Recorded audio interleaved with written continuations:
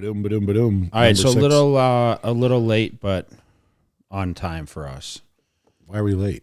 Well, I had a bunch of people hit me up because it wasn't Wednesday, and they wanted to hear about the Cutler. But whose fault is Cutler it? cast. Well, I mean, I told these people, I said, listen, don't expect it to be as consistent. You know? So, episode 6, a lot of great feedback on what we've done so far. It's been, it's been, one of those things where we kind of went through the learning phase in the beginning. We're obviously building a permanent space here, which we're going to update a lot of the features. Yep, where everything is going to be coming in this weekend, Monday, so we can actually have a professional setup here. So And show displays, and when we talk about certain topics, and the feedback has been, yes, it's not all about fitness, and I mean we hear these things every day. Social media, right, allows everyone a view of what goes on, and we try to showcase the current events, but we still want to show the general lifestyle, not just strictly fitness. Yeah, there's only so much you can talk about. Like we've talked about this in the past. There's only so much you can talk about with training and diet and stuff like that. You've been talking about it for 20 years, but we can still touch on stuff. You can still tell stories that people have never heard, maybe that you've never been asked, or no one's asked you in an interview. So we can talk about the current events. We can talk about just everyday life stuff that people want to know about Jay Cutler. Yeah, it was funny because it was a holiday weekend, and just off camera we were just talking about. I said, what is Labor Day? And you were a little confused because I know what Labor Day is, but like everyone that I know works, right? Of course, yeah. So when I look at the celebration of Labor Day, long weekend, I know that most people say, oh, it's an extra day to party at the end of the summer, right? Yeah. But a lot of people we know work because it doesn't, you talk about the factory workers and all that. That's what the celebration is. And even me, I didn't know that it was actually recognized in Canada too. Yeah. No, we don't ever take days off. Like we joke about no days off in the gym, but there isn't a day that goes by that there's not some type of work gets done. Because with different brands, you own your business, right? Yeah, you have no choice but to take time off. But like you said, the people around us, whether they're personal trainers, whether they own supplement brands, no matter what they do, it doesn't slow down for them. J-Mac, you were working. Yes, sir. So he's finishing up his season at the. Does that mean we can get some professional work now? We're gonna keep him busy because. We definitely need someone to kind of regulate everything that we post up here. Someone's got to keep us in check. And we've been kind of tracking on the podcast, like the engagement, and the feedback's been like we said, solid. Yeah, I'm noticing more and more people are starting to ask questions because they're seeing that you're answering them, and more people are the first podcast. Got the most traction because it was the first one out there. And then the next one got a little less, but now it's starting to go back up because people are seeing that there's substance to this. It's not just some, same old bodybuilding podcast like a lot of people have. And we're talking about stuff that people want to hear about. So they're asking their questions. They're giving their feedback. They're giving us pointers, Yeah, and listen, guys, you share the video, like, subscribe. We're still trying to build up the subscriber list, but what we noticed is it's been recommended quite a bit just because of the traction, right? Yeah. When you go into the back end and you look at where people are finding this, they're finding it from other people in the industry. It's not just from we only have a certain amount of followers, but we're getting way more views and way more people are watching it. Like the people are watching most of these videos, and then on the download side on iTunes and Spotify and Amazon. The downloads, like this last particular podcast, got more downloads than the four before it combined. So it's starting to take off the way we thought it would. So thank you again for everyone listening. Yeah, and so like, share, subscribe. Make sure you guys check out some of our other episodes. So let's talk a little bit about Labor Day weekend. As we were leaving off, Angie was competing prior to Labor Day. So she competed on Saturday in Anaheim, and she had great success there. She ended up winning her class, which was Masters. She got second in the Open. But, all in all, we were able to take a short break after and, relax by the beach. And I get to film some content with a couple of YouTube guys, Callie Muscle and Big Boy. And I got to train over at Earn Fitness. But listen, man, my getaway spot is California. Yep. It's where I used to live prior to moving to Las Vegas. Actually, I was in the same area. And just being able to get away and just eat, at a couple places and enjoy, especially after the rigorous routine that she went through, and be able to see her relax. I got a great feedback at the show.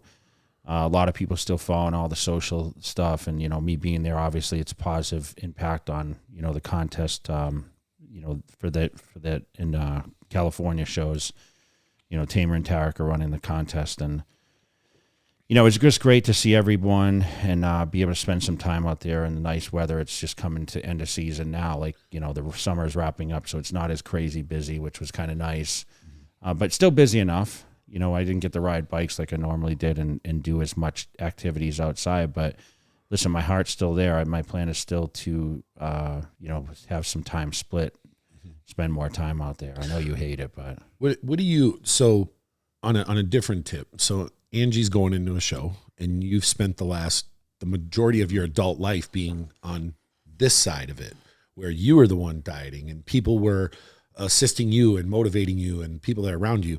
What is it like for you now to be on the complete opposite end of this and have the person that you're with is doing what you did?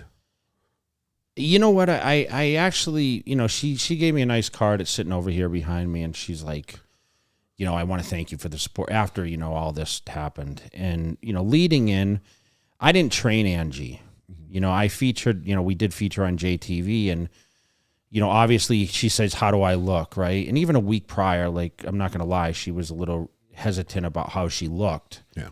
And she's like, do I look good enough? And I said to her in one conversation, I said, yeah, you look pretty good. And she's like, damn, pretty good. That's not, I said, Angie, the issue that you don't understand is you're going to look drastically better from Wednesday to Saturday, right? So every day you wake up, you're going to progressively look better, especially as you drop some fluids, things tighten up, especially on the women's side, as because, those tie-ins and what's so important.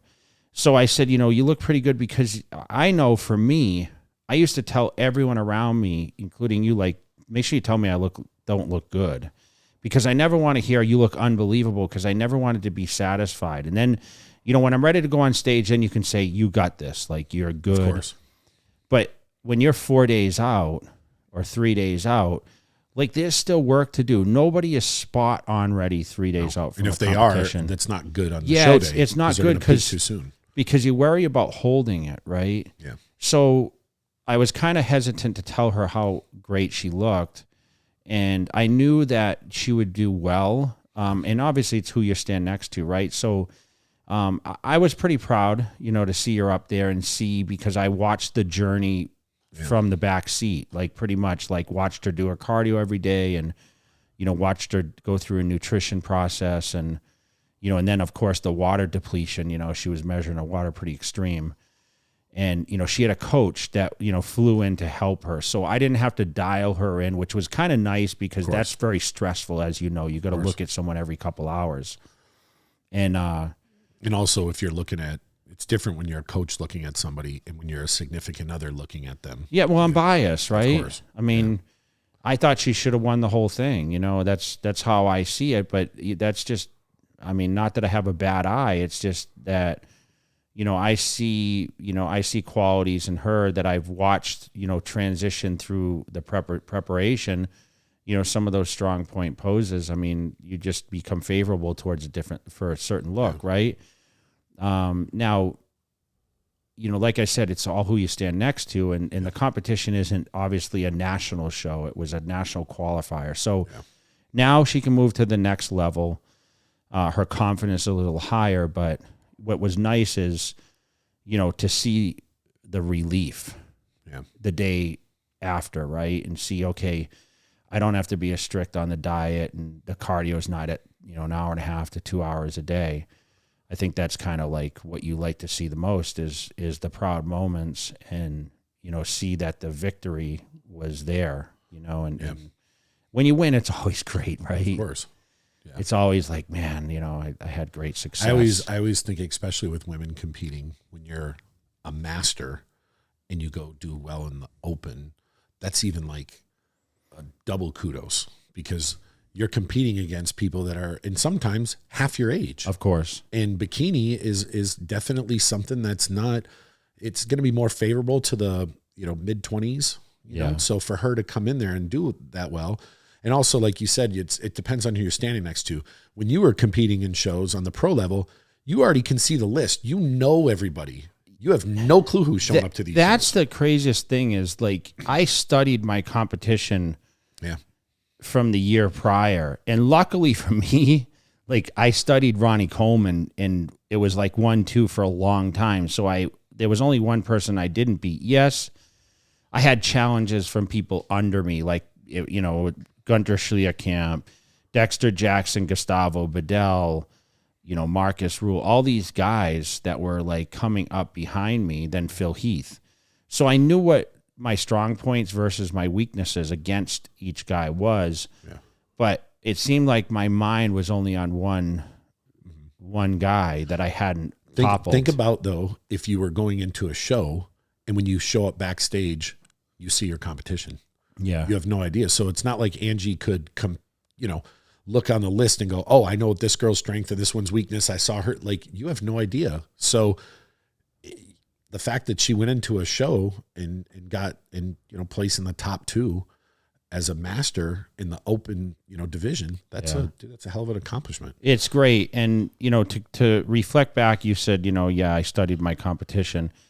I'm going to say something for the first time on this podcast that I never really stated before.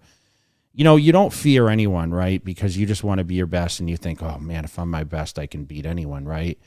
And I actually knew that at some point I would beat Ronnie Coleman, but there's one guy that I actually kind of feared a little bit if he was, because of his capability, and that was Victor Martinez. Yeah. Because he had unbelievable structure. And I'm going to tell a little story about Victor, and I hope he hears this. And if someone knows Victor, please send this to him, because I want him to know this. So I remember sitting I was in like my little office kitchen area back when I lived on Tesoro Drive for my old house, the first house I built in Vegas.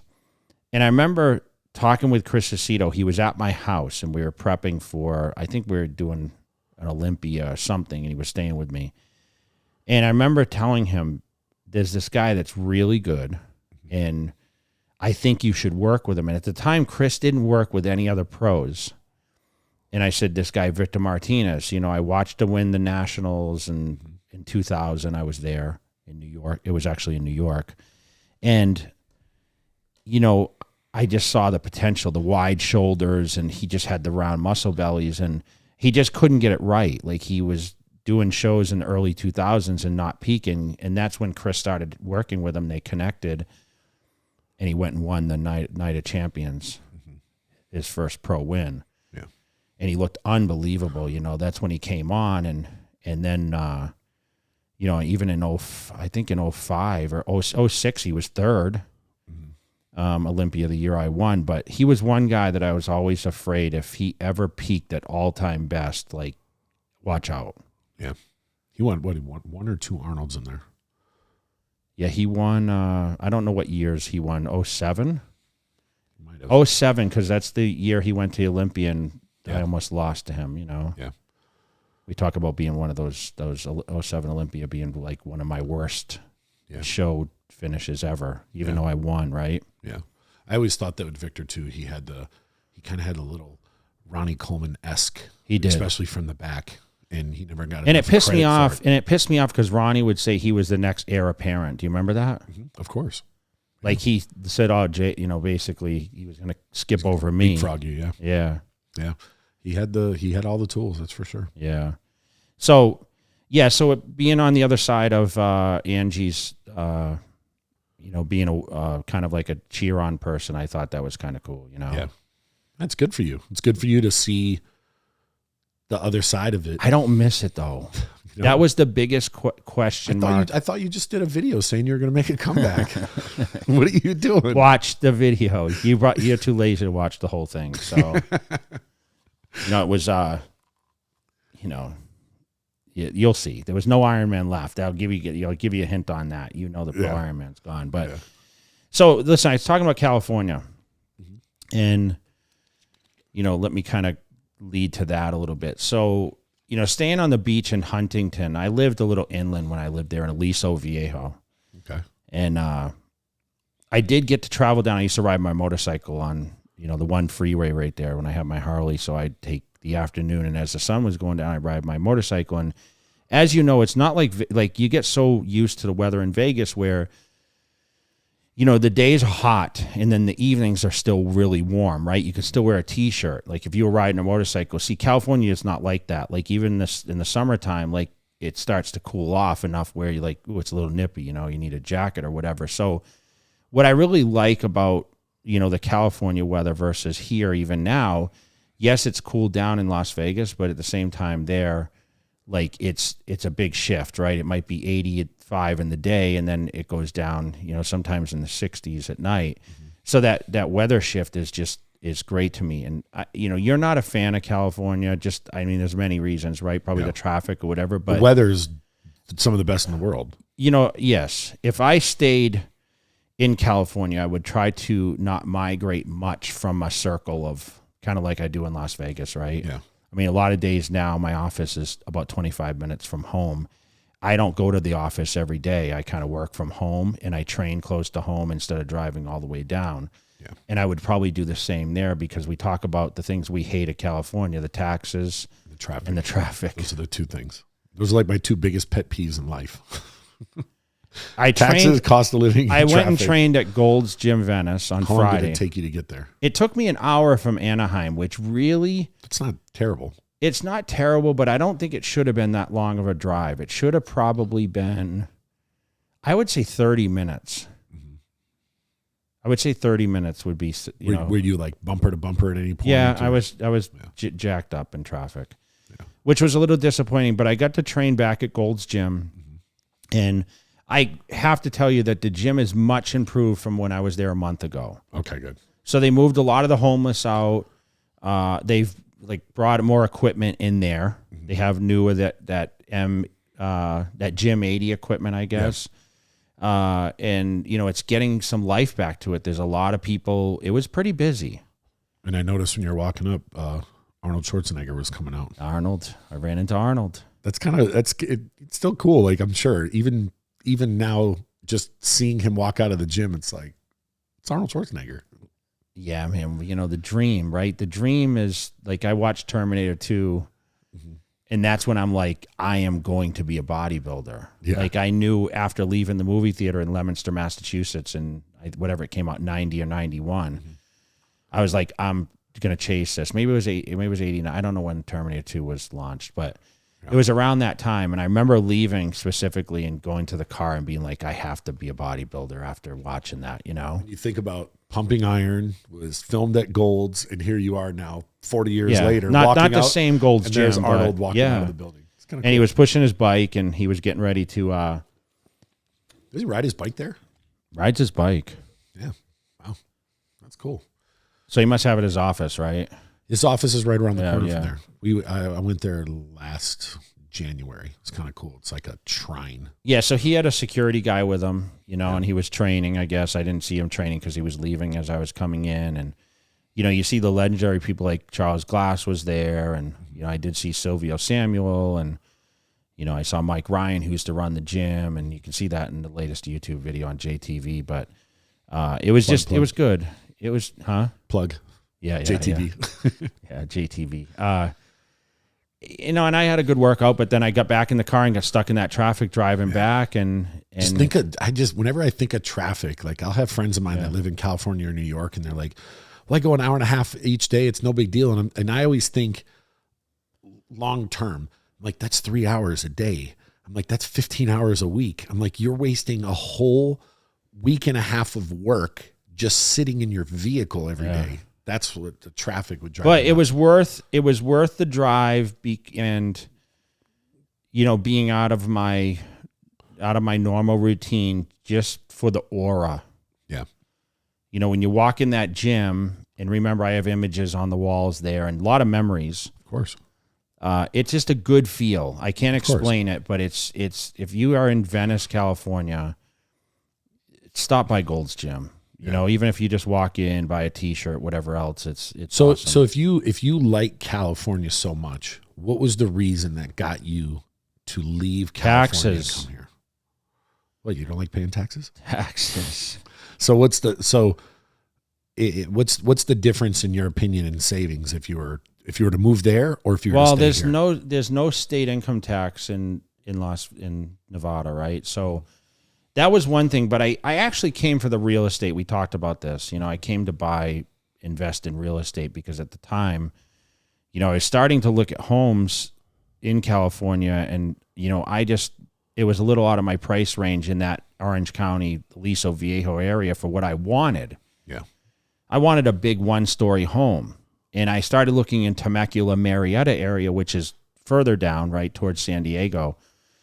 And, I was looking, everything was over $1 million at the time. And just by chance, man, I went to Vegas to visit, one of our friends. And, I walked in, for some reason, I started just looking at some homes. And I walked in this house, and it was $350,000, and it was a mansion.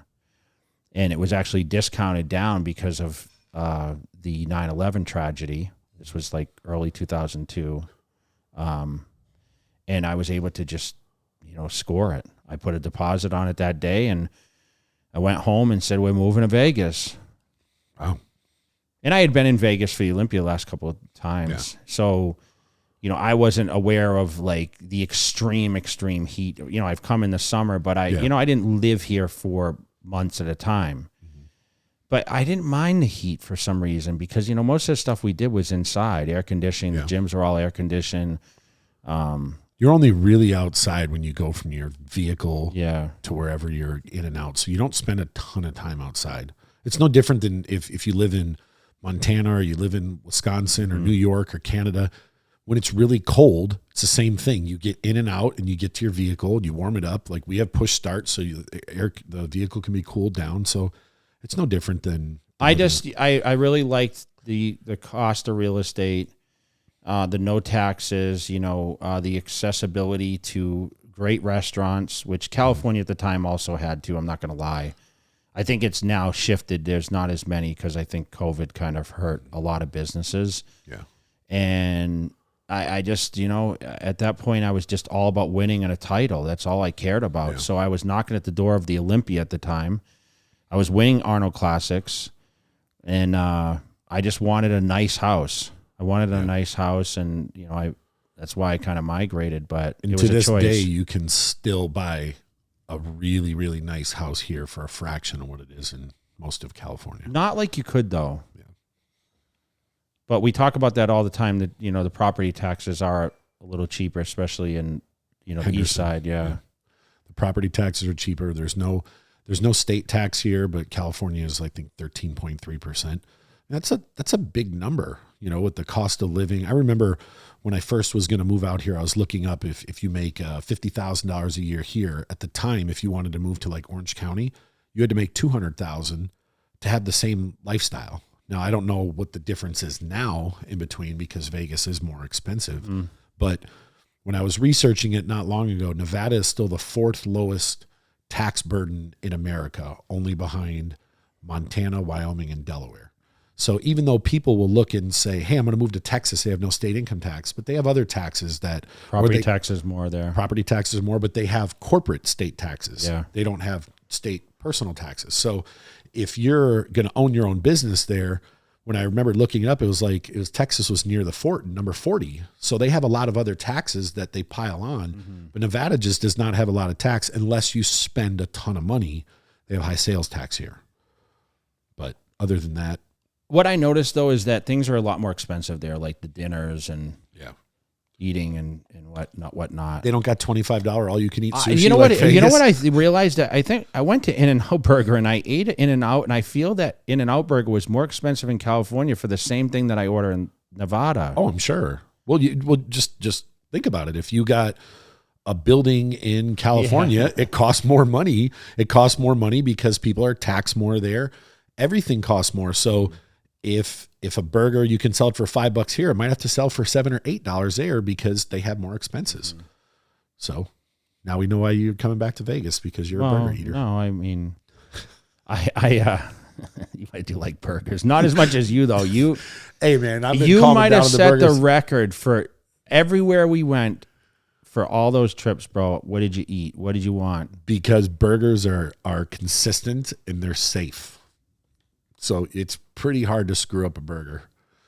So just having a burger when you travel, you just know what you're getting yourself into. Speaking of burgers, you went and tried a couple of these high-end burger places. Tell me about it a little bit. I didn't, I forgot the name of the one spot we went to. You went to Barcode, I think. Yeah, and everyone was saying it was the greatest, greatest burger spot, and it was okay. It didn't shock me. I think I would have rather had In-N-Out. And I know I'm going to tell you what you said. What's that? I'm going to put you on blast. What did I say? You said, "Oh, I should have just gone to In-N-Out Burger." You know what the problem is your expectations when a place is like advertising a burger, right? For me, bro, like I'll be truthful. Like whether you go to McDonald's, In-N-Out, Five Guys, Whataburger, whatever. Cheesecake Factory or wherever. They got a good burger. Yeah, they do a good burger. But I put so much ketchup and mustard, pickles, grilled onions, and Doesn't whatever. matter. I don't think there's much difference. It's all to me. It's like a onions, pickle, ketchup, mustard burger. You probably put A1 on a steak too, don't you?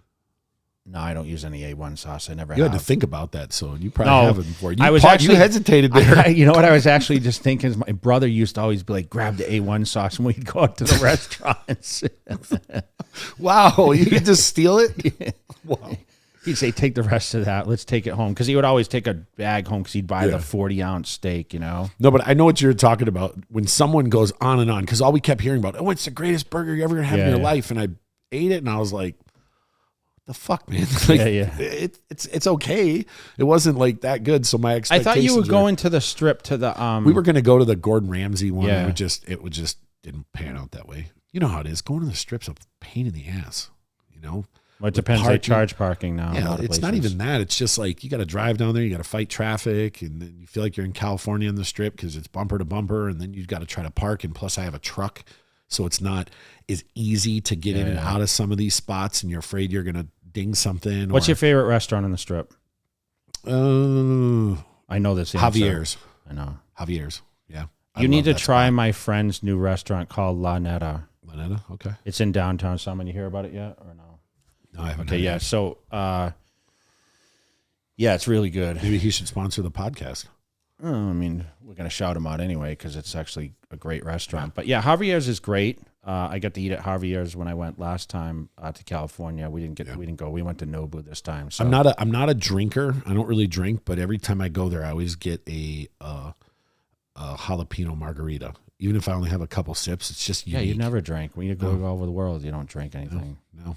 Maybe once a year. Maybe on your birthday. You didn't even drink on your birthday when we went to Dubai. When I turned 21, I was a designated driver on my birthday. How terrible is that? We need to celebrate your birthday right this year. Where are we going to be? Nowhere. We were supposed to be in Abu Dhabi, but it got canceled. And plus, we're broke, so we can't afford to go anywhere. So, I remember one year we were at Club White. Yeah, we were on the rooftop. No, it was an outdoor club. Yeah, on the rooftop. Was it a rooftop? Yeah, we had to to that building. Yeah. We were on the rooftop, and it's in Dubai. What's his name performed? Sonny took us there from. Sonny took J&K. us there from G Unit. Performed. Lloyd Banks. Oh, okay. Lloyd Banks performed there. Yeah, I think I still have some pictures on my Instagram from. That's pretty fun, actually. That was what was that 20? what was it? 20. That was ideal weather. 15? That's like Vegas. Like that was in December in Dubai. Yeah, it was nice. It was nice out, but I haven't. I don't even remember what I did last year. The year before, I flew out here and we went to Orange County, and then we went down to the San Diego Fit Expo, and that was around my. Yeah, it seems like we're always booked around that time. But so, yeah, there's a lot of good restaurants. I mean, I used to do these magazine things. Barry's is I really haven't good gone now. there yet. Barry's is really good. That used to be 9. I used to put that always in my like must. That was in the Palms, right? Yeah, must eat Las Vegas thing in the magazines.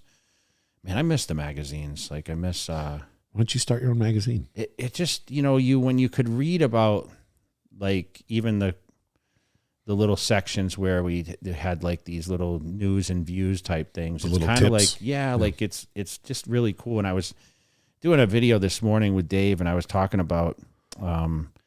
Do you remember opening up the books and seeing, the men routine, but also the women, like the Laura Curvels and Sharon Brunos and, Kim all, Chbesky, they would have, the men's articles in there about training and then also the women. And I actually took some of those routines that the women did and I would utilize those in my training programs, which is, we would try to make all those things come alive. Right. Yeah. And I feel that like it was a lot more instructional, and I think it was very simplified back then compared to what we deal with today. Because there's all these different training theories, right? I mean, I'm a high volume trainer. Some people are low. With Dorian Yates, he trained like that heavy duty way. I think there's too much confusion in the type of training that people do that it just complicates everything. So it's now put a damper on people's progression because they think that there's a special way to train, and you have to have a written program to go to the gym, and it can't always be the same. Where we go to the gym, we do reps. I mean, sometimes it's more or less. It really depends on how we feel. And I mean, there's been many days where you're like, dude, I'm just so weak today. And that's when like, okay, I'm just going to go easier. Yeah. And other days you pick up the heaviest dumbbells and you just go with it. Like, that's how you should train. Like, however your body is talking to you, that's how you need to train. And remember, every day in the gym is going to be progression. So if you don't have a rock star workout every single day, it's okay. At least you're in the gym pushing some pounds, getting some muscle fatigue. Better than nothing. It's better than nothing. It's so easy to sit on your couch at night. I sat on the couch last night, and I'm not going to lie, I had to do legs today. And I'm like, man, I just don't have the energy to go do legs. I was working at the office down in the strip all afternoon, and I was just dead. And I think from being in California, and I trained not on my schedule. I mean, we shot a video like on Monday, and then the drive back, I sent you that picture. We got stuck in a crazy accident. And that's the one thing about driving back and forth to California, being on the 15, is it's only a 2-lane highway, right? So if something happens, you're absolutely screwed. Yeah. And I just spoke to one of my friends that was driving back from Vegas from the holiday weekend. It took her 8 hours and 50 minutes to drive back. Can you imagine? That's just brutal. It's a 4-hour drive. So you're just double, for a good amount of it. And it's not cool. We did that the last time when we drove out, and I remember it was like for like 15 miles. It was on the other side. There was a vehicle on fire, and it was just bumper to bumper for like 15 miles. And we were just thinking, man, imagine being on that side. How pissed off would you be right now? Yeah, I hate it. But listen, to go back to California, like, it was just nice to get away, and I think I'm going to go back next week, actually. But going to drive or fly? I'm going to drive. Yeah, I think driving at night is a little better for me, and it honestly gives me a lot of time to think too. Yeah. But you're right. I mean, everything is a little more expensive now, and everyone's fearing now this inflation thing, right? Of course. You think inflation is real? Of course, it's real. Inflation is. I just look at it from more of a money side perspective. I know, but the problem is people are judging inflation by, right now by like gas prices. Don't you feel? Yeah, I mean, gas prices have to do with inflation because gas comes from oil. Oil is a commodity, and supply and demand. Inflation is going to happen. There's no way. It has been happening since the U.S. dollar was created. It's going to happen a lot more now because when you have a certain amount of currency, and you print a certain amount of currency, now you have more currency, so it makes that currency and the worth most less. in the last year, Yes. right? So when people see these prices going up, a lot of times people try to blame politicians, or they blame this or they blame that. President. The reality is, of course, everyone blames the president, but the reality is we're spending more money than we have, and we're not just putting it on a credit card. We're printing money to then put it on a credit card. So everything's going to keep going up. As long as we keep printing money, we have more currency, and the more currency we have, the less value each dollar has. So if you look back to, 50 years ago and you say, hey, how much was a house back then? Well, it was $15,000 or $25,000. Well, it's not $300,000 now because it's cost that much more. It's because the value of the dollar is worth less, and you need $300,000 to buy that same thing that was $20,000 or $50,000 X amount of years ago. So I pay attention to prices of gold and commodities, and but they keep talking about gold shooting through the roof, and it just seems to be. I think it's being suppressed. It's being suppressed because with gold, you got the paper market and you got the physical market. So the paper market can be manipulated. They can buy and sell a bunch to drive the price up and down, but the physical market is harder to manipulate because you can have a piece of paper that says you have 10,000 shares or 10,000 ounces of gold. Well, it's just a piece of paper. Mm-hmm. But if you have 10,000 ounces of gold in your hand, physical gold coins, go try to buy it for that price. It's not going to happen. They're going to charge you $100 or $150 over for 1 ounce. Premium, because they know that the market's being manipulated. Mm-hmm. So I don't know. I think everything's going to keep going up. The cost of everything. I mean, look at. Yeah, listen, they just hit me up about my T-shirt manufacturer, and they're like, listen, the price of even Next Level. Yeah. They sent me an email too and said, hey, listen, the cost of the shirts are going up, right? And just and take it, think about it, from another perspective. Mm-hmm. What are shirts made of? Cotton. Yeah, cotton. Or whatever else it's made of. Those are things that have to get brought in. And if it costs more money to get them, to make these shirts, everything's going to go up. So to me, it's the value of things has always kind of been the same throughout history, but you need more dollars now. Same thing like when you'll see people look to me, and this is just my opinion. I'm not, no expert or anything, but when you'll see people say, hey, the stock market's at these all-time numbers. Well, of course, if you keep printing currency and you need more currency out there, everything loses value. If you have a stock that's worth $100, there's more printed currency there's going into that company, so that price is going to go up. That doesn't mean the company's worth more. It just needs more dollars to buy that share. So every year, and I know politicians will use that a lot and go, look at how high the stock market is. And it's like, well, of course it's at an all-time high. You need $100 to buy this share that you only needed $70 for 4 years ago. So of course it's going to go up. That doesn't mean things are doing better. It just means there's more dollars are needed. I was listening to a podcast the other day and they were talking about, I remember if it was Colombia or Venezuela, and it's and I know this number isn't accurate, but it's some ridiculous number. Like it's like 2,000% inflation, like every day or something like that, to where it's like $1 million of their dollars for a loaf of bread.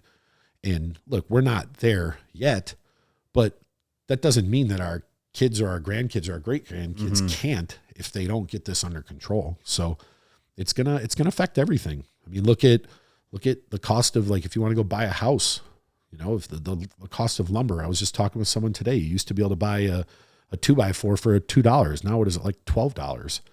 That's real cost. It's real money. Yeah, you can buy a car now and make money with it. I know. I was telling you, I was joking around. I bought my vehicle and I could go sell it now a year later used for like almost $20,000 more than I bought it for brand new. So I'm like, well, man, if I had a second car, I'd probably dump it and just pocket the $20,000. But I'm sitting on a couple of vehicles that are worth a lot of money. Can I have one? Why? Well, so what's the reason that you're sitting on them? Because I just feel like things are going to be harder to get because of production. And I was informed, especially like, we have the G-Wagons, which, people have their opinions on G-Wagons, but they've always held value. Suck. I think they've always held value, but right now, I mean, these things are going through the roof because the production is stopping in 2022. Now that's coming from Mercedes. From Mercedes, so the G550 or whatever it is and the G63 with bigger motor. both are going to halt production for the year. And I think it's because they're trying to make more efficient motors, because it's a heavy vehicle, and obviously they burn a lot of fuel, right? But what does yours get gas mileage? 14. And that's like on a good day. Yeah. That's if you don't really hammer on it, because that thing's got a big motor. It's a big body, it's heavy body. It's a military vehicle. So the value has gone up, and my guy that I buy cars from in Valencia is just like, man, you're sitting on kind of a gold mine there. So unfortunately, it's Angie's favorite vehicle too. So if you sell it, you're gonna have hell to pay. Yeah. So it's good. It's good. For the first time in my life, I bought vehicles that, besides buying old classic cars, you can actually turn my dollars on, right? And see, normally I would, people I work with, and they're asking me about, financial advice. Normally you're like, don't put your money in a vehicle. Someone will be, you're renting an apartment, but you got all these cars. And now you're like, well, shit, man, if you bought these cars, you can make some money on them. But the question is like, we've been talking about going electric for so long, right? Buying an electric vehicle. I just wonder when I'm going to pull the trigger and order an electric car and see. Have you researched the electric cars enough to know? I don't, but I know that every vehicle out there will offer electric. Eventually, yeah. Yeah, so like Porsche has come out with a really nice the Taycan or whatever. I saw one. I saw like a Cadillac being advertised. I mean, I've seen the G-Wagon being advertised as being electric in some time. When I was out at Arnold Schwarzenegger's office, they told me he has like Hummer H1s where they've converted them and put electric motors in his. Wow. So he has all electric motors. It's kind of random, because that's a big vehicle to have an electric motor in. Well, they have that new Hummer coming out. Isn't that electric? Yeah. The one LeBron James had? Yeah. Yeah. He had the first one. Isn't there like one of the fastest cars in the world? The Koenigsegg, don't they have one that's like half electric, half gas? Well, I think that's what the Taycan is. Also, I think some of these are like a hybrid vehicle. So if you're going to get one, what would you get? I would. I like that Tesla, that plaid Tesla. What's that? It's like it's the fastest car in the world. That's why you want it. You don't want it because it's electric. You want Tell me about your experience with the ludicrous mode. Oh yeah, so I went out to Sacramento maybe 3 years ago, and I went for a ride with Greg Connolly. He's the founder of Trifecta. Shout out to Greg and Trifecta. And he's, we went out to eat, and he's like, have you ever ridden in one of these? And he's not like a car. No, not at all. Guru or anything. No, he's not like someone showing his cars off and none of that. And he's like, have you ever, this is my first time riding in a Tesla. And he goes, have you ever ridden one in ludicrous mode? And I was thinking ludicrous. I'm thinking that movie Spaceballs years ago. And I was like, no. And he's like, dude, it's like really fast. And I'm thinking, all right, man, I've been in some pretty fast cars in my life. So he like kind of pulls it around and he stops and he's like, he pushes this button and pushes ludicrous mode. And he's like, now you ready? He's like, this thing's really fast. And I'm like, yeah, I'm ready. And he hammers on the gas, and I swear my face went into the back of my head. It was like my face was getting mushed in. And I was like, holy shit. And apparently this one that you're talking about is like a second faster than the one he had, because this is like 2.5 years ago. So after that, I was like, man, all these people are showing off their fast cars. Like, dude, just go buy a Tesla. Yeah. It'll smoke any of them. So that's why you need it. You need a fast car. No, I was kind of looking at it. I kind of like the look of it. How much are they? I don't know, one something. Yeah. So you can get it. We can go drag race your Lamborghini and I was smoked those in the Tesla. I was smoked those. How many horsepower is the Lamborghini? 850 now. That's not enough. But that's not good on fuel either. I mean, obviously. Do you have anything that's good on fuel? Yeah, the Suburban. Just think about what you just said. And how many vehicles do you have? 4. Do you have 4? Yeah, I have 4. Then you have more than 4. You got a Rolls Royce. You got 2 G-Wagons. Well, I mean, G-Wagon's the same. They're both G-Wagons. So. But you got 2 of them. Yeah, but she drives one, so it's not really mine. So you have 4 to 5 vehicles in this household, and your efficient vehicle is a Suburban. Yeah, it's got it shuts off. The motor shuts down to a 4-cylinder. That doesn't mean shit. That thing sucks on gas. But you know what? I get 18 miles. How many you get? 30. Oh, you said 18. Yeah. See, I get over 30. I get 30. Yeah, I mean 18, I think, on the highway. Oh, dude, inflation's getting tough, But man. it's regular fuel, so it's a little cheaper. You know, all the other ones take the super. You know, Dude, think how much money you spend on gas. I don't drive anywhere, so it saves me. Dude, think of that logic there. I don't drive. Yes, but you do drive places. Not so far, just to California and back. But I don't drive really any distance. You know, just to California. Once in a while, I go. How much does it cost you to drive to California and back? I mean, I run a tank of gas. $100 bucks. Why don't you drive the G-Wagon next time? No, it's not as comfortable. Not for those long rides, you know. Just think about that. You have this expensive luxury vehicle. You know how much money I'm going to make on that? Not on the new one, the old one. You know how much money I'm going to make on the old one? I will sell it for what I paid for it. I guarantee that. And I bought it in 2016. How much did you sell it to me for? You don't want it. If I got a good enough deal, I'd buy it so I can resell it and make some money. That's that's probably the most sought after, and I don't know why everyone ever like really got into the G-Wagons as much. I think they became more famous with the Kim Kardashian, that kind of stuff. I told you before, I've never just been a fan of them because I felt like when you get in it, the door, it's like a Jeep, the door. Well, that's what people like about it, that noise. Well, then why don't you just buy a Jeep?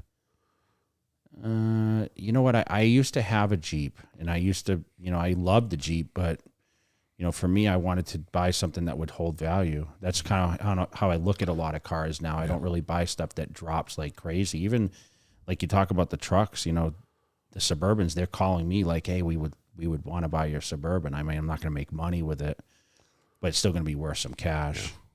Yeah. Which is crazy times just because production. Think of how many years throughout your life, because you've always been a car guy. How many times have you bought something and you lost your ass on it? And now you're buying something and you're going to actually drive it and make money. Yeah, I don't know if I really lost my ass on, I remember I leased a lot of vehicles, so they did drop. You're just in and out, yeah. I mean, it was, I usually had those. Didn't you have like a Ferrari? Didn't you like pay cash for it or something? Yeah, but I sold it for what I basically paid for it. Yeah. That was one of the most wasteful cars I bought, I think, because I just wasn't a guy that liked to drive fast. Like there's certain people that love cars to drive super fast, and for me, my luck is I always get tickets, and I don't like to go fast. Does that make sense? No, I'm the same Even way. when we go overseas, like I've been on the Autobahn with some of these people, and I'm like. I remember driving. I think you've been with me on some of these, and they're doing 100+ miles an hour. And when I'm not driving, I just don't feel as comfortable. And anyone watching this can relate to this right now. Yes. So I'm never that guy that will put someone in my car and say, "Hey, hold on, I'm going to show you how fast this thing goes." That's why anytime someone has a fast car and they want to take it, I'm like, I don't want to go. I'll take the Cadillac. Yeah. So like I've gone really fast, obviously, on the freeways, like at night in Vegas. Like, what's the fastest you've gone with any of your cars? Well, I had a twin turbo Porsche. I did 160 on the 15, like by Mandalay Bay. But listen, you can do 160 in a matter of within 20 seconds. I was doing 160. You know what I mean? It was just I would get up to 160 and then slow down. It wasn't like I was driving to California. I did 160 the whole way. Yeah. The newest car is not crazy. Maybe 100. Yeah. I don't, like I said, I don't really speed. In between Las Vegas and Pahrump, there's there's speed limit? No, there's an area there where once a year they shut one side of the freeway down, the state patrol does, and they allow cars to drive. They try to break the world record. Oh yeah. Okay. The Koenigsegg's, the Ferraris, and every year that's when that one. Just last year, a car did 320 something miles an hour on a legal road. I thought it was on a salt flat or something. No. Oh, okay. Yeah, no, but they do this in between Vegas and Pahrump every year. When is it? I'd have to look it up, but I saw there was another. I'm forgetting the name of it. Me and Hani were chatting about it, and whatever car just broke the record last year. I think it's made in America, but it's a street legal vehicle, and they put them out there and see how fast they can go. Whether it's what's the fastest you ever gone in a car on a I know you've gone 0 to 60 in the Tesla, but like when I was young, I had a 3000 GT twin turbo, and I think the fastest I drove that, I forgot. I think I got up to like 145 or 150 or something like that. It was fast back in that day. Yeah, of course. And that was enough to scare the shit out of me. So I'm not a big, I don't need to go fast. I have a truck now. I mean, I've got my truck up to 100, but I just don't have the desire to go fast. I never really been super into the sports cars. I mean, the first sports car I bought an RX-7 when I was in high school, just because I liked the look of it. Had the rotary motors, so those motors last forever because the way they work. Yeah. But the first car I owned was a Toyota Corolla, an 81 Toyota Corolla. And I started driving at the age of 14. I didn't have a driver's license, so I just drove. I didn't care. so I, living in Sterling, Mass, like nobody cares. Yeah. So when I was a kid, you'd leave the keys in the ignition. You just leave them outside. No. My dad would get mad if we didn't take the keys out of our cars, and we never had locks on our doors in our house. Yeah. Growing up on the farm. We weren't allowed to lock anything. Dude, no one's going to, you're on a farm. We had guns hanging, we had the rifles hanging. And I mean, it was an everyday thing back then. We would just go out and shoot things in the yard. So, now if we shot a gun in our backyard, the cops would be here in no time, right? People would be nervous. But I mean, I get the ring alerts all the time. Like, I do too. The gunshots. Shooting. Right? You hear those gunshots? You ever watch some of the stupid shit on Ring? Someone just the other day, the thing popped up, said, "What kind of creature is this?" And I'm like watching it, and all of a sudden a fox goes by, and I want to be like, "Yo, it's a fox." I was waiting to see. Do you ever see some of the comments on Ring, bro? Oh yeah, it's hilarious. It's so crazy. Some asshole stole my package. Yes, it's always stealing packages. There was the funniest one I saw was somebody put in there, "What kind of spineless coward steals a man's slippers?" And they show this guy at a Ring on his door, and a guy walks up and steals his slippers outside and walks off with them. Like some old dirty slippers like the ones you have outside here. Dude, I read when I want entertainment. Sometimes I'm laying in bed at night and I go through the Ring alerts. The craziest shit on there. It's always, this guy's checking doors, and then someone's not ringing doorbells and saying they're delivery people. Yes, but it's always stealing the packages. Yeah, stealing packages. Mine, I'd see gunshots once in a while, stealing cars, house fire. But they're stealing catalytic converters now. You know why? Yeah, tell me why. I know we talked about this. Because there's palladium and platinum in them. And palladium's like $2,500 an ounce. So if you steal X amount of them, you melt it down. Yes, there's real money in that. Palladium. So people are literally getting under cars and stealing shit. Yep. Think about it. If you go in motorhomes and stuff. Yeah. I mean, if you go steal 50 of them, I forgot what it is. There's like 8 or 9 grams or something in each one. So every 10 that you steal, if you melt it down and get the palladium out of it, you can get an I've seen that on Ring a few times. Catalytic converter. Yeah, people are stealing that. Yeah. Oh. Can you imagine Ring though? How successful Ring has been? I mean, yeah. I have cameras, I have everything, but I also have Ring also. I get every once in a while, I'll get an alert will pop up, and I'll be like, "Oh shit, someone's in my house," and I'll look, and it'll, because I have them in my garage and in my house, and it'll be a car drove by. A car will drive by, and I don't know if it just catches it just right through the garage door windows, and I'll be like, "Oh shit, someone's in." They're like, "Oh, it's just a car driving by." It's funny. All right, so let's shift. I want to talk a little bit about back to bodybuilding with Bumstead. Okay. So, Mr. Olympia, classic physique. I made a comment a few weeks ago. I know it caused a stir because a bunch of people. No, it made news, but I just want to explain a little bit. So he posted a picture doing a front lat spread in his garage. Yeah. He's in preparation for the Olympia. People that don't know, Chris Bumstead's two-time classic. Yeah, classic Mr. Olympia. He was runner-up prior to that. So, impressive. Yeah. Definitely impressive. And he's very young. He's in his early 20s still. He's in his early 20s, mid-20s, I think. And what I stated on there, I said, listen, this guy could be, in time, I said that in my post, the guy that transitions from classic to open to become Mr. Olympia. Mm-hmm. Okay, because number one is age. Okay, he could, remember, you're not even at your best until your mid-30s. late 30s. He's got another decade to go. I don't know. There were some people chiming back about medical and whatever else. I'm not aware of certain things. I'm just looking at the physique. Yeah. And I'm looking at how he trains, and I'm looking at the height to weight ratio, and I'm looking at, this is the point I want to make. Okay, to clarify things. I'm not trying to say he's going to beat everyone in today's era. Okay, meaning like William Bonnick and Hadi Chupin and Big Ramy and Nathan D'Asher and Rolly Winkler and all these guys, because they're not going to be there. Of course, the people that are going to be there are like Regan Grimes. Yep. Maybe Nick Walker. He's pretty young, and gosh knows who else, because they're not even there. Yeah. They're not even there yet. And, listen, this could go, there's Brian Jones, who people are talking about in Classic right now. Is he going to be an open guy later? Or is someone going to, from who knows, someone that's already there that's just not doing well yet, going to be the top guys? That's what I was trying to state, is not today, I'm talking about in 10 plus years. If he really wanted to transition, I'm not saying he should, or that's the way he's heading, but he could, with his structure and the way he trains and what I see the sport of open bodybuilding going, he could rule it.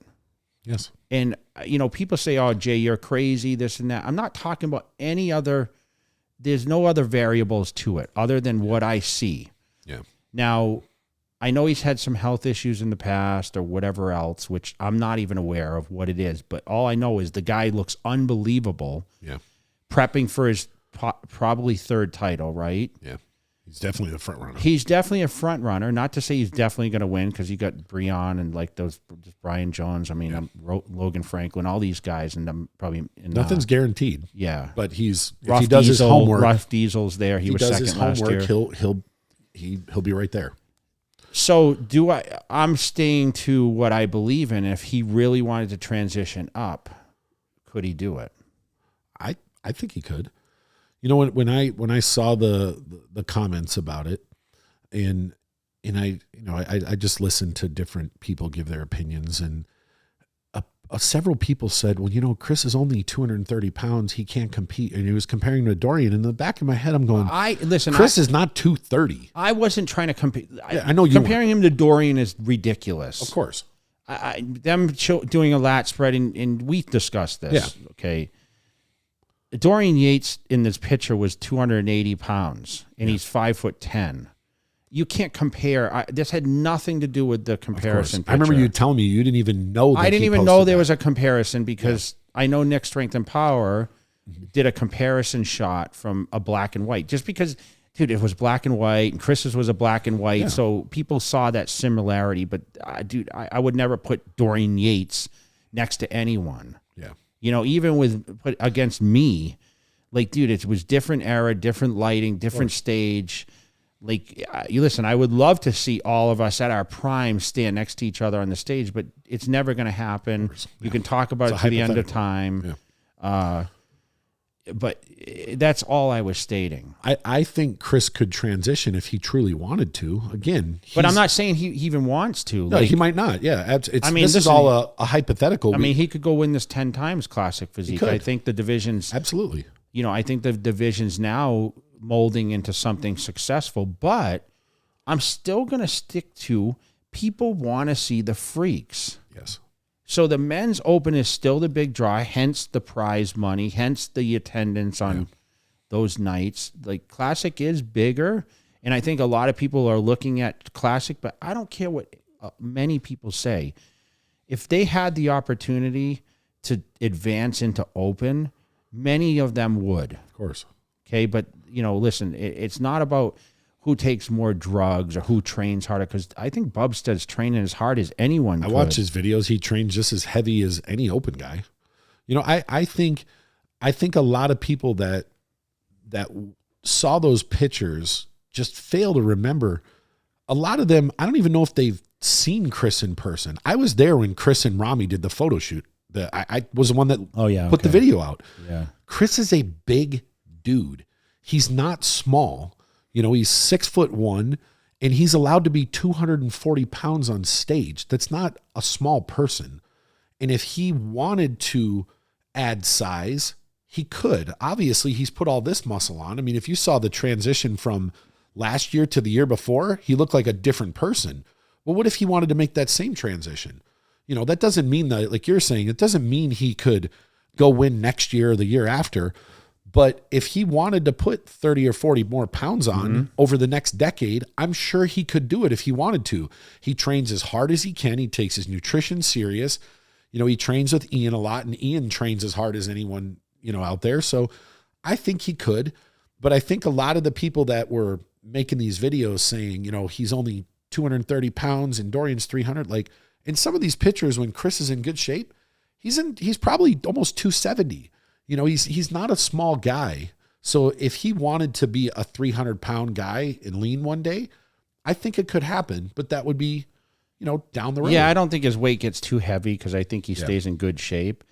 I was like an off-season. I didn't get super huge. Like a lot of times I would compete basically what my off-season weight was, right, within 10 pounds just because I stopped eating, you know. I didn't eat as consistent.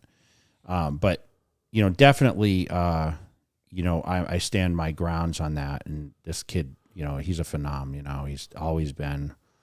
I'm just glad the Canadians are starting to break through a little bit. You know, we have a huge Canadian lineup at the Olympia this year between Ian, Regan, and Chris. I mean, they're all young. They're all upcoming. They all got, you know, good shape, good structure. And if you know any of them, I mean, I don't know Chris and Ian super well. I've met them throughout the years, and I've spent time with them, and they all seem like super good guys too. So yeah, Olympia weekend, October 7th through the 10th in Orlando, Florida.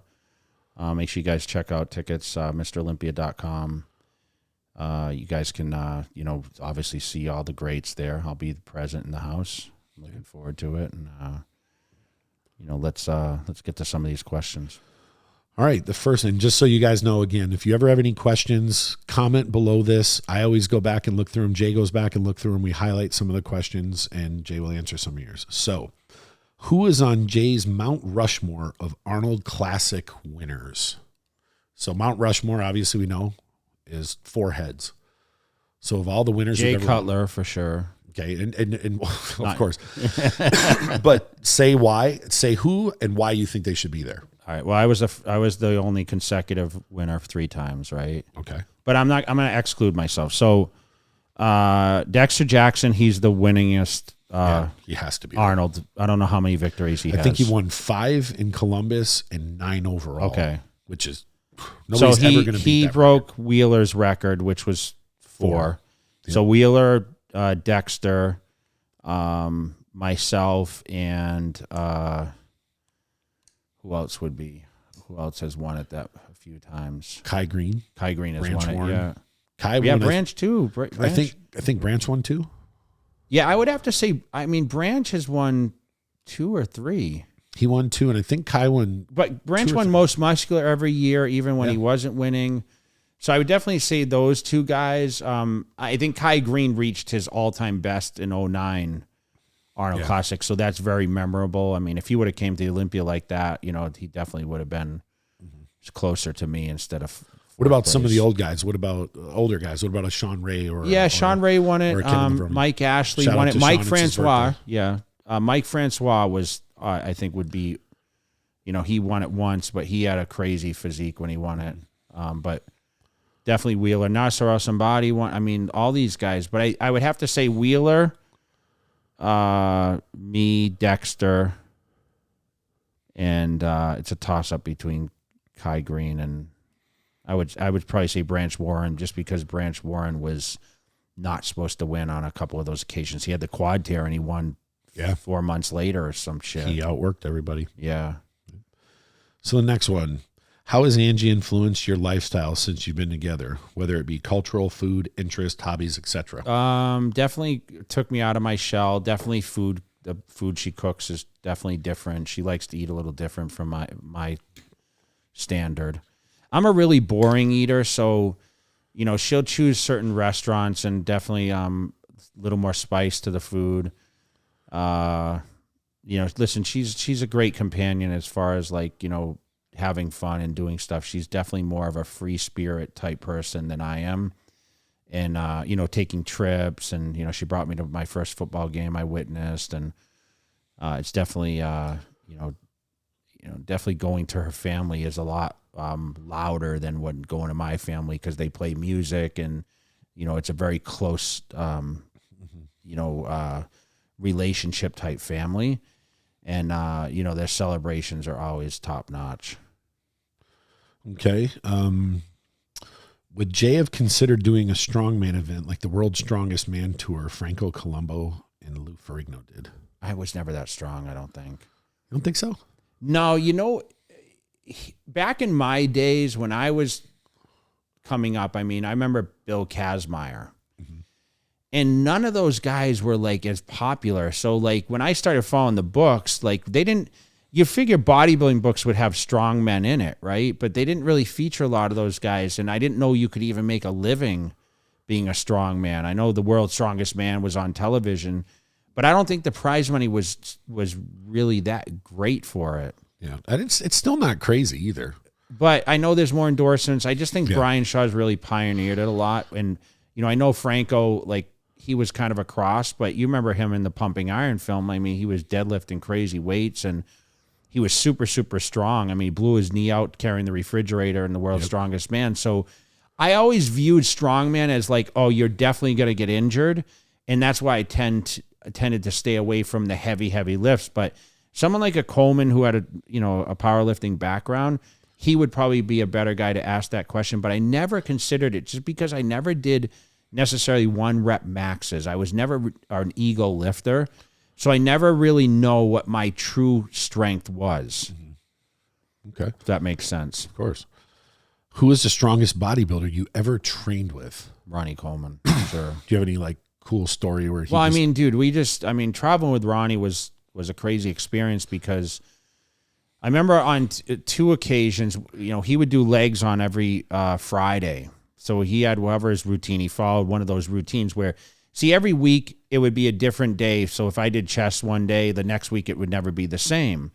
So on his workout routines, he always did legs on Friday. So we'd fly into events, and his necessary workouts were late at night because often we'd fly in after 5 o'clock, eat something, and then we'd go train at the gym, whether it was 9 o'clock, 10 o'clock, 11 o'clock. And I remember being in New York training at Steve Weinberger's gym.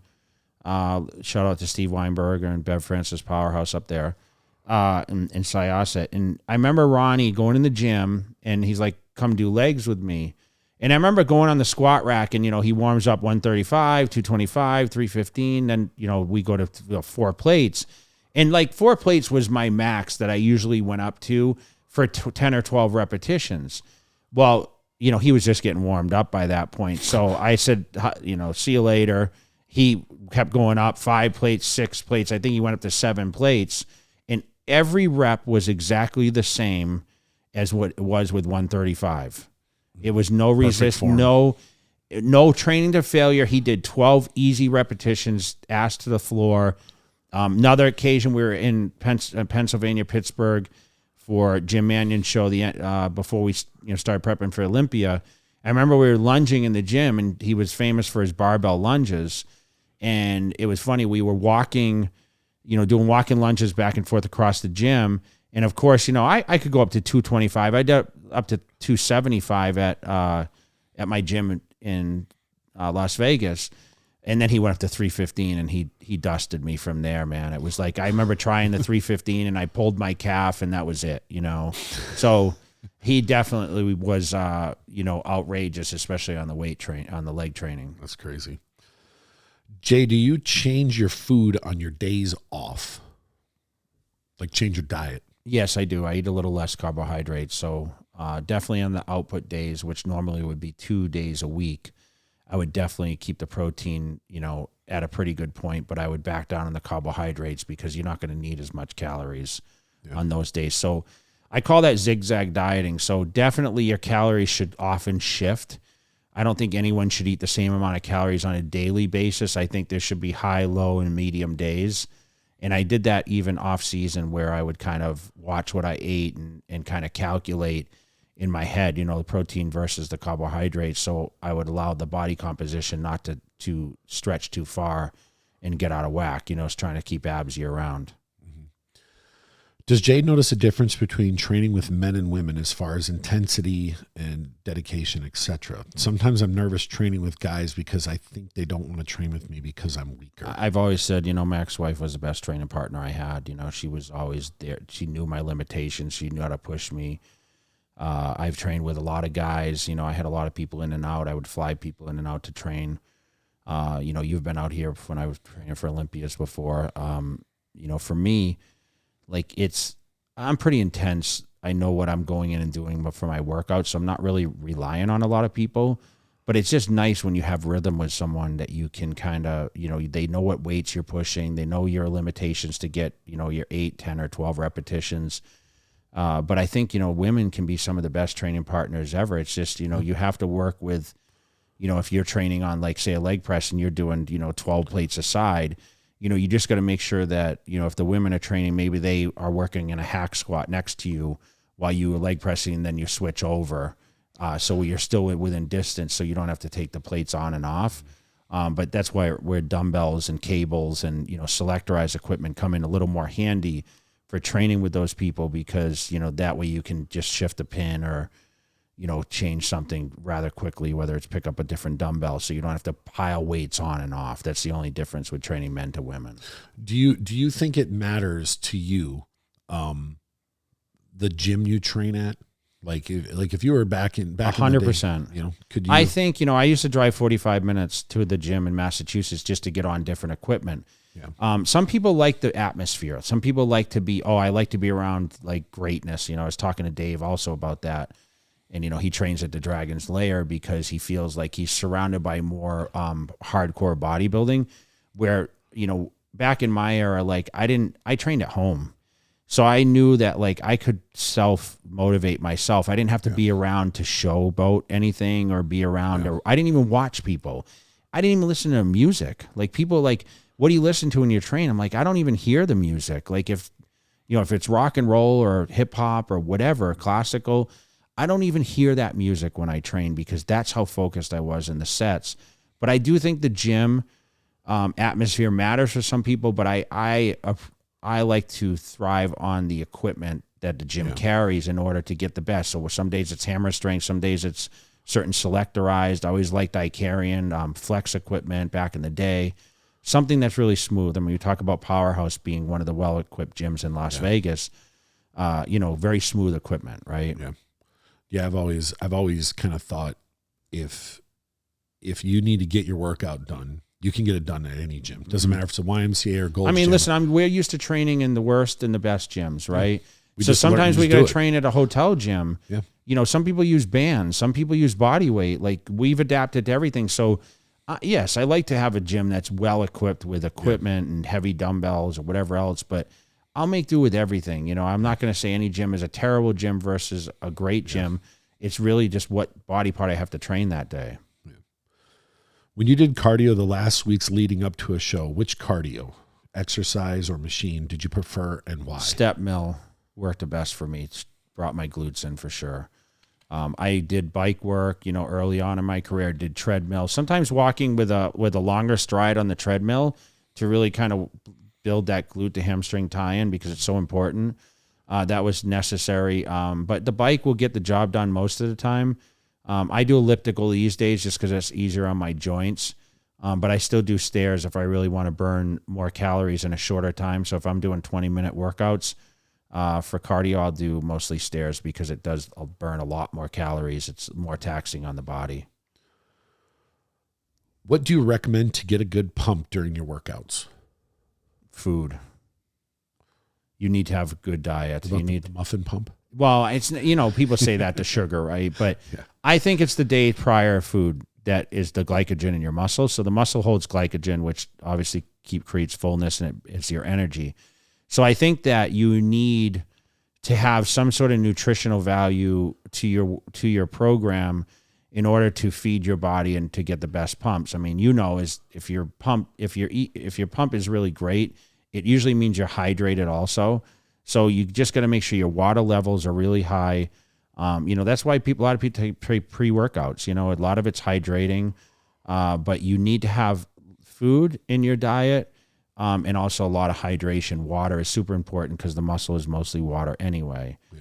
And a lot of people are dehydrated, and you just need to drink a lot of water. I've always noticed, not that I'm anyone important or anything, but when I would eat grits, I would always have a better pump. Okay. When I eat grits. Faster carbohydrates. Yeah. It says, I've been lifting for a couple years now. I wanted to switch over to your supplements. I'm now a patient of Dr. Rand. I'm trying to figure out stem or non-stem when to supplement aminos, post, etc. Please help me. It's so confusing. Yeah, so stem or non-stem, listen, it depends on your age, but I think, remember caffeine and stems are going to help. They're going to actually keep your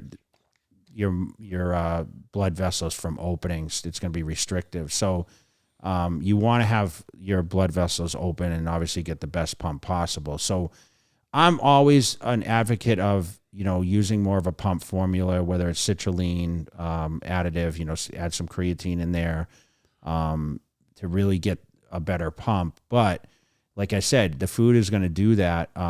Stimulants are for those days where you're really dragging. So like last night when I didn't want to get off the couch, if I would have grabbed the pre-workout, I'm sure I could have got the job done, but it was a little later. I didn't want to stay up too late. It's not absolutely necessary. What I would suggest is starting off with a non-stim, getting the most beneficial workouts, with the hydrating and, the pump formula in there. I'm going to plug Amplify, of course, because that's one of my products. And, and just hitting the gym. But just make sure the diet and, is in check, and also that the water intake is correct. It is confusing, but I always tell everyone you don't need supplements immediately. Let the diet and the fluid, do its work, and use your motivation, be self-motivated to do it. And that's, going to be my biggest tip of anything. So don't confuse yourself, find your way to the gym, and, proper diet, smart training, and of course, hydration. That's a wrap. All right. So, once again, guys, thank you for following along. And please, I'm going to say again, subscribe, share, like, and please comment below. If there's any questions you guys have, we have questions that we do answer on a weekly basis, and another episode in the books. And we appreciate all the response. And, make sure you guys give us a shout out. And if you want the property of Team Cutler shirt, the Papa Smurf color, yeah. It'll be linked in the bottom below. Go check it out. Yeah. We're out.